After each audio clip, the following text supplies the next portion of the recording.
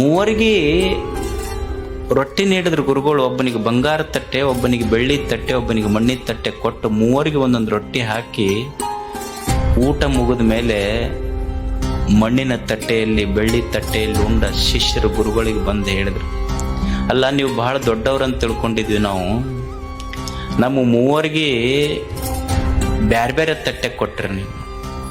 ಅವನಿಗೆ ಬಂಗಾರ ತಟ್ಟೆ ಕೊಟ್ರಿ, ಅವನಿಗೆ ಬೆಳ್ಳಿ ತಟ್ಟೆ ಕೊಟ್ರಿ, ನನಗೆ ನೋಡಿದ್ರು ಬರೀ ಮಣ್ಣಿನ ತಟ್ಟೆ ಕೊಟ್ರಿ ಅಂತ ಶಿಷ್ಯ ಕಂಪ್ಲೇಂಟ್ ಮಾಡಿದ ಗುರುಗಳಿಗೆ. ಅವಾಗ ಗುರು ಹೇಳ್ದ, ನೋಡು, ಅವನಿಗೆ ಬಂಗಾರದ ತಟ್ಟೆ ಕೊಟ್ಟಿರಬಹುದು, ಅವನಿಗೆ ಬೆಳ್ಳಿ ತಟ್ಟೆ ಕೊಟ್ಟಿರಬಹುದು, ನಿನಗೆ ಮಣ್ಣಿನ ತಟ್ಟೆ ಕೊಟ್ಟಿರಬಹುದು. ನಿನ್ನ ಲಕ್ಷ್ಯ ತಟ್ಟೆಯ ಕಡೆ ಹೋತೆ ಹೊರತು ತಟ್ಟೆಯಲ್ಲಿ ಹಾಕಿದ ರೊಟ್ಟಿ ಒಂದೇ ಅನ್ನುವ ಕಲ್ಪನಾ ನಿನಗೆ ಬರಲಿಲ್ಲ. ಜೀವನದೊಳಗೆ ಒಬ್ಬ ಹೆಚ್ಚಿರಬಹುದು, ಒಬ್ಬರಿಗೆ ಕಡಿಮೆ ಇರಬಹುದು, ಒಬ್ಬ ಶ್ರೀಮಂತ ಇರಬಹುದು, ಒಬ್ಬ ಬಡವಿರಬಹುದು, ಒಬ್ಬ ಸುಂದರ ಇರಬಹುದು, ಒಬ್ಬ ಕಪ್ಪಿರಬಹುದು. ಆದರೆ ದೇವರು ನಮ್ಮ ತಟ್ಟೆಯಲ್ಲಿ ಸುಂದರವಾದ ಜೀವನವನ್ನು ಹಾಕಿದ್ದಾನೆ. ಈ ಜೀವನವನ್ನು ಏನು ಆಯುಷ್ಯ ಕೊಟ್ಟಾನ ಅವನಿಗೆ ಸಂತೋಷ ಆಗುವಂಗ ಬದುಕಿ ಹೋಗುವುದೇ ನಿಜವಾದ ಜಾತ್ರೆ. ಇದು ಜೀವನದ ಉದ್ದೇಶ ಅಷ್ಟೇ. Download ShareChat.